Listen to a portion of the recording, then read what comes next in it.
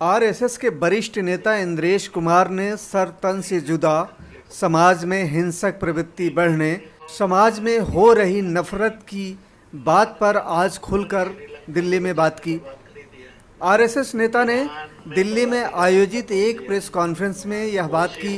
उन्होंने ओवैसी और अन्य मुस्लिम नेताओं को भी कटघरे में रखा। क्या कहा आरएसएस नेता इंद्रेश कुमार ने, आइए सीधे सुनते हैं। हम बेसिकली कौन हैं? हम बेसिकली मुसलमान हैं, सनातनी हैं, जैन हैं, बौद्ध हैं, ईसाई हैं, या बेसिकली हम भारतीय हैं।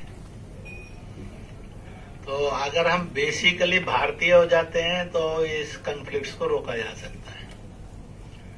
अगर हम बेसिकली जातिवादी रहते हैं, मजहबवादी रहते हैं, पार्टीवादी रहते हैं तो कॉन्फ्लिक्ट्स बढ़ जाते हैं। तो एक बेसिक कंसेप्शन ऐसा है कि मैंने लाखों लाख मुसलमानों से, हजारों हजार से आगे बढ़कर ईसाइयों से, बौद्धों से डायलॉग किया है।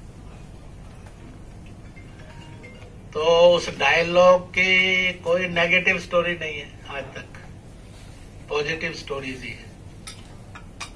क्योंकि हमने एक बेसिक पकड़ा है कि what is our basic root, हमारा रूट्स कौन सी है। जब इस रूट्स को समझाएंगे तो ध्यान में आएगा, तो किए जा सकते हैं। अब इसमें फॉर एग्जाम्पल आपको लेना है तो मैं पहला कहता हूं, एक रिलीजन को चाहता है कि हमारे मोहम्मद साहब का सम्मान होना चाहिए,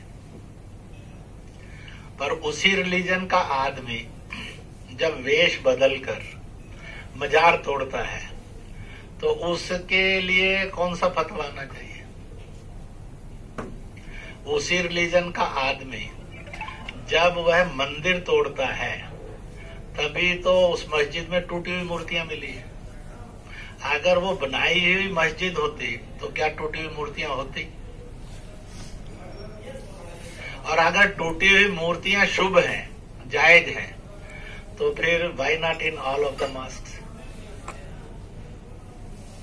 फिर तीसरा प्रश्न खड़ा होता है, जिन्होंने भी ये तोड़े मंदिर, तोड़वाए, उनसे लेकर औरंगजेब और उससे पीछे से लेकर आज के ओवैसी होंगे, तौकीर रजा होंगे, चाहे सलमान खुर्शीद होंगे, हामिद अंसारी होंगे, चाहे कोई भी होंगे, आप कोई एक नाम बता दीजिए इन मस्जिद में कभी वो नमाज पढ़ने के लिए गया इन दी लास्ट 400 ईयर्स, 500 ईयर्स।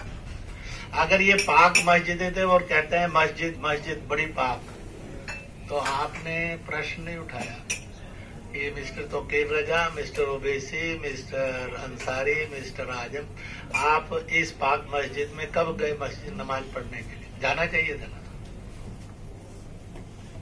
क्यों नहीं गए? क्योंकि ये सब जानते हैं ये पाक नहीं है, इसलिए नहीं गए। इसके नाम पर लड़ाई लड़ते हैं, क्योंकि हमें लड़ाई उनको क्यों लड़ते हैं? इसलिए कि मैं एज ए लीडर और एज ए सोशल लीडर और एज ए मीडिया लीडर मैं उसको स्पेस देता हूं कि गलत बात हो, तो उनको लगता है चला लो, जितना दंगा फैलाना फैला लो।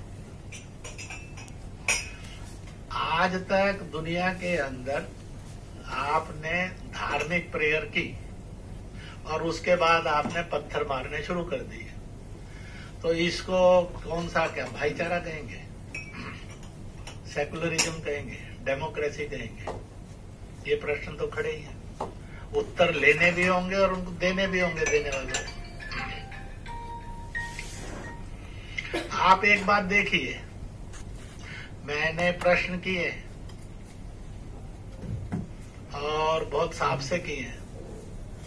मैंने कहा वतन की मोहब्बत, हिफाजत हर हिंदुस्तानी का फर्ज बनता है, परंतु आपने कभी ये प्रश्न खड़ा किया स्वयं से या किसी ने दिया तो उसमें नफरत और हिंसा डाले बिना सात्विक ढंग से प्रश्न किया?